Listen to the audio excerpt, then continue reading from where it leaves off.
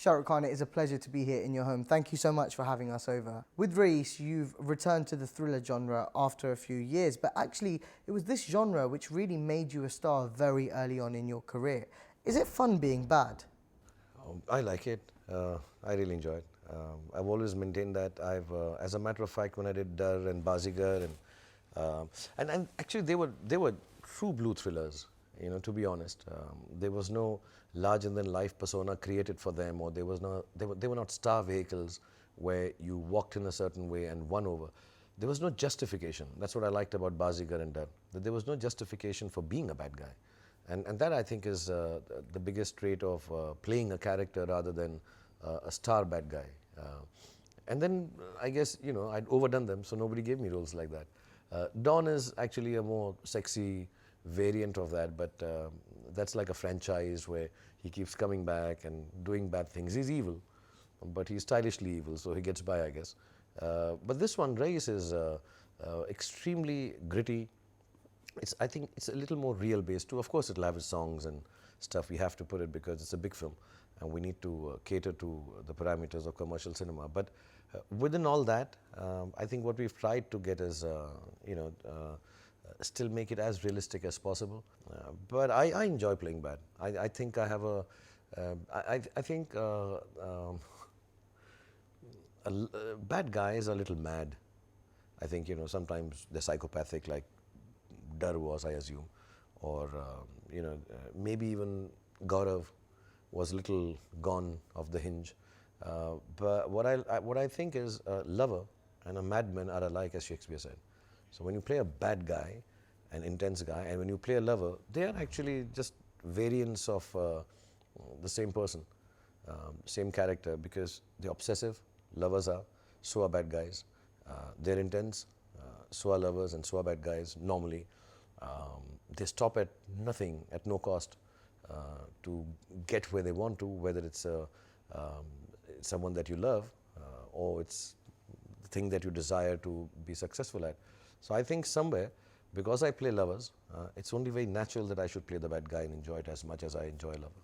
You know, you mentioned that Don was a style icon. He was this stylish villain. I mean, Raees has a style of his own, and I can see the kind of Kajal eyes and the big frames and the long kurtas becoming a rage amongst the youth. I mean, he's kind of a rural style icon. Can you see that trend beginning now? I mean, I saw people at your trailer launch the other day wearing the long black kurta. I mean, I can see this actually really kicking in. I think you have an opportunity to capitalize on this a little bit and maybe release a clothing line of Raees clothing. I still am suffering from narrow pants coming back, and wider pants going away, and jeans. You don't get boot cuts anymore. So I really hope I don't bring in another 80s or 90s fashion back, because I personally do wear Pathanis. I enjoy wearing them. Whenever I have to wear, I'd rather wear a Pathani, because, you know, when I'm sitting at home, I normally don't go out wearing those, because I have little issues with the shoes that I have to wear with it, because then I feel you can't wear formal shoes with it.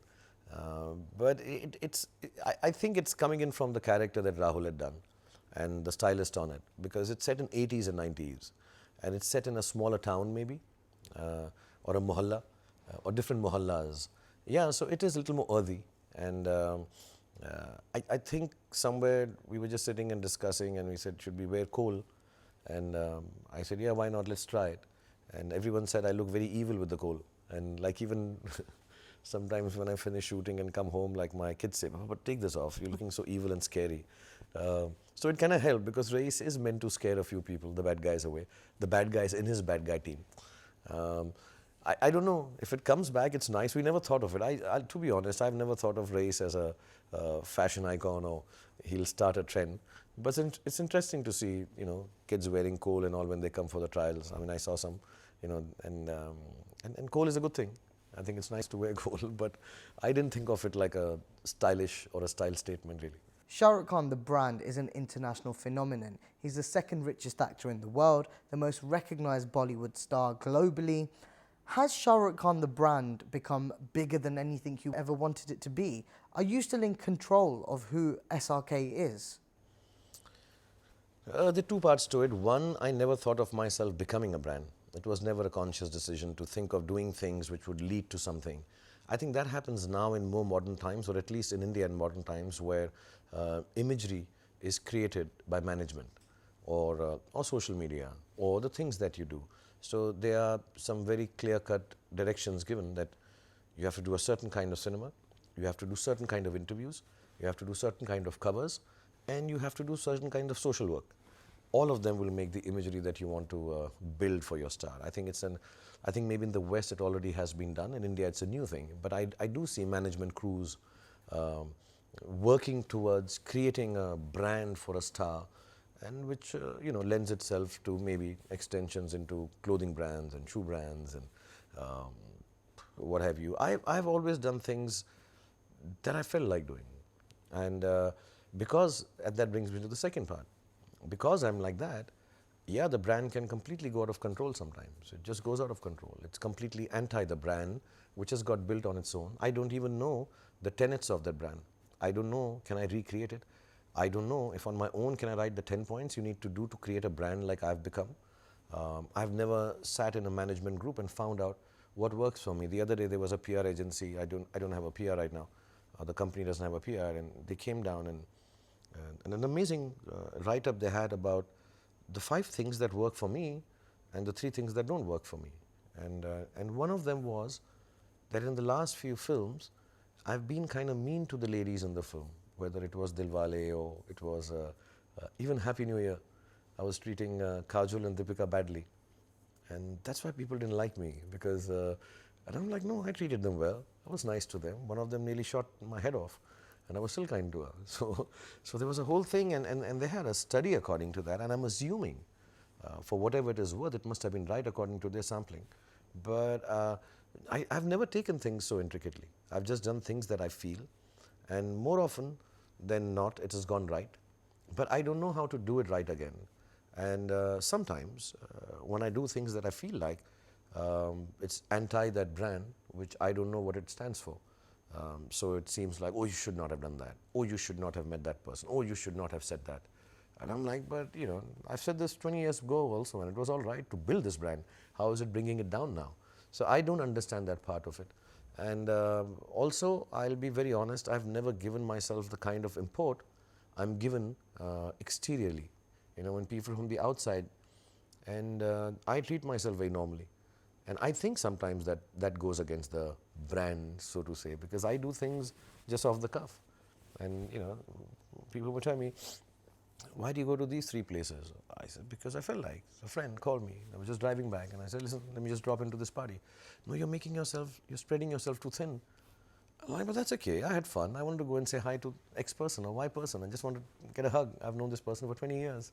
Sometimes you do things like that. And but I'm told by many people sometimes. So I find that awkward. I don't follow it through. I hope I never have to do things according to a strategy to retain the brand. I hope, like it has got created on its own, I keep doing things which kind of help. I also think if it's not constructed, it's difficult to deconstruct it. But if it's not constructed, it is more, how do you say, organic and happy and simpler. And, certain things you may not attribute as right for the brand may turn out right or wrong. But I think it should be fluid like that. So no, but yeah, it does get out of control. I don't realize sometimes that a small action of mine or a small harmless thing that I would say, and I'm also a good thinking person. I'm not someone who's doesn't think or say things which would hurt anyone.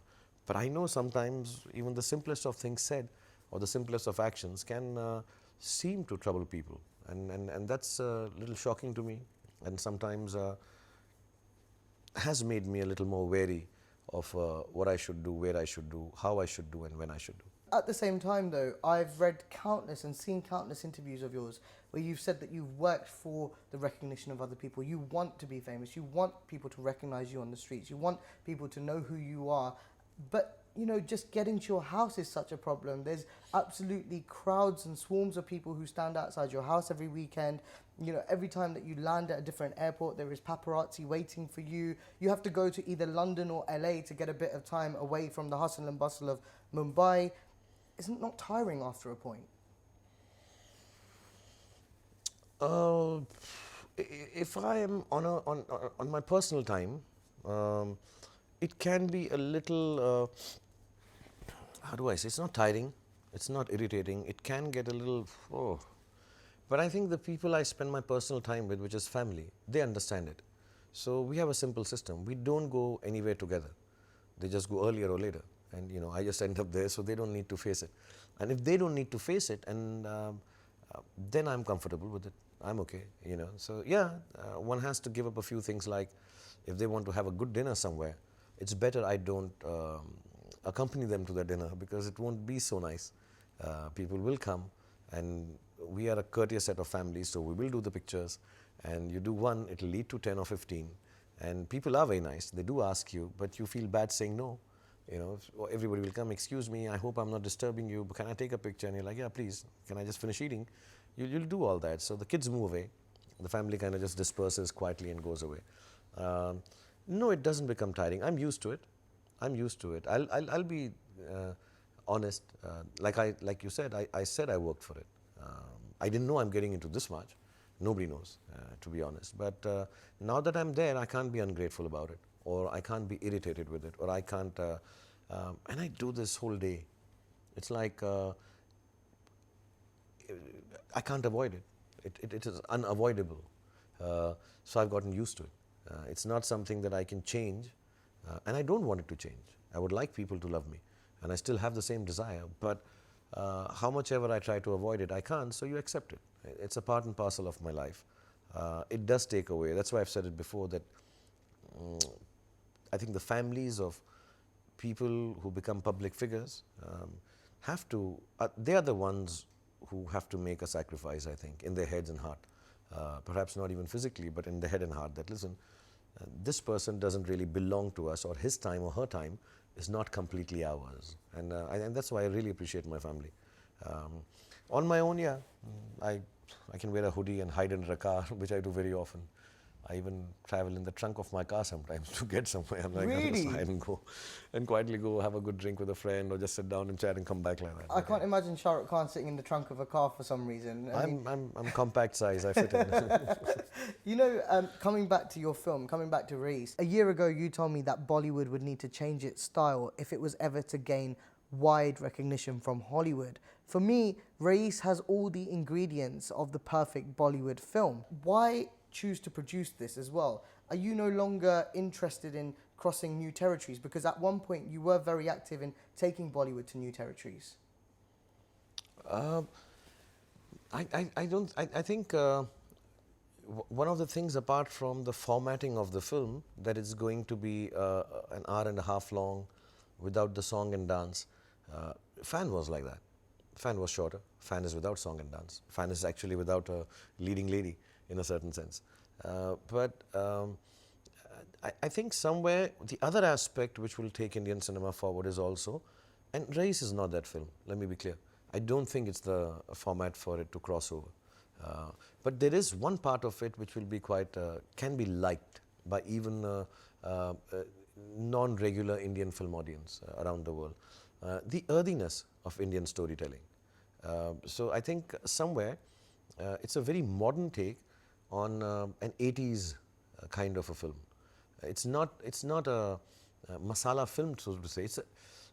It's difficult to explain. The enactment, the whole pathos of the film, the way it is shot, is in an extremely realistic zone of filmmaking, which Rahul Dholakia stands for. And then it is peppered with a bit of dialogue bazi, which was inherent in the writer's script. It's not something we've added. A little bit of song, a little bit of action, which we have tried to do it as modern as possible still, as cool as possible still, but can remind you of the 80s. So it's quite an experiment. We spoke about the early years of your career when you were just starting out. You had no connections, no mentor, no family relatives who were in the business. How did you make your way? How did you find your path?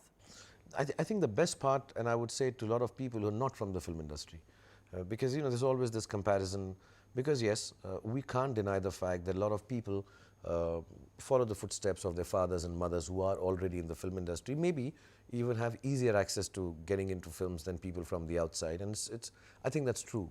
We can't deny that and keep saying equal number of people come by giving Akshay Kumar's example or just mine every time, or maybe another few who have entered, especially the ladies. I think there are a lot of girls who are, I think a majority of ladies are not from the film industry. So that's quite a case in point that, you know, all the girls do come from outside, most of them. But having said that, I think the advantage you have as a newcomer, or at least I had, see, there are a lot of factors for me happening. I think I came at the right time. I think there was a whole turnaround where a little more easygoing cinema was coming in. It wasn't so anti-establishment. It was about goodness. It was about family. It was about love. Some of the directors who worked with me, like Karan and Adi and Farah and everyone at that time, including Mr. Yash Chopra, they kind of had a little understanding of the overseas people. And when I say overseas, not the market, Indians residing there. I think a time had come when the second generation Indians were missing home or wanted their children to learn a little bit about India. And the only thing they saw was, hey, Hindi films, you know, maybe we can introduce them to India with an entertaining film or cinema. And I think I happened to be at that time. And I got these filmmakers working with me. And, you know, a lot of other aspects and factors, and I reached where I am. So I can't deny any of that or sidestep them. But the one plus that I think happened to me is that I had no plan. I had no plan to succeed. I had no way, like you said, how did you find your way? Actually, I did not know the way. And when you don't know the way to success, I think naturally you stop knowing the way to failure also. I still remember when Deewana was released, which wasn't meant to be my first film, Raju Ban Gaya Gentleman was. I come into the film only at the interval point. Actually, a la Dear Zindagi. I only come one scene before the interval. And I remember the producers of my other films who had me as the lead. They were like, you know, how can we cast you? You're not even on the poster. And now we're going to get such a setback that we have you in the film and you are not even the lead in the film.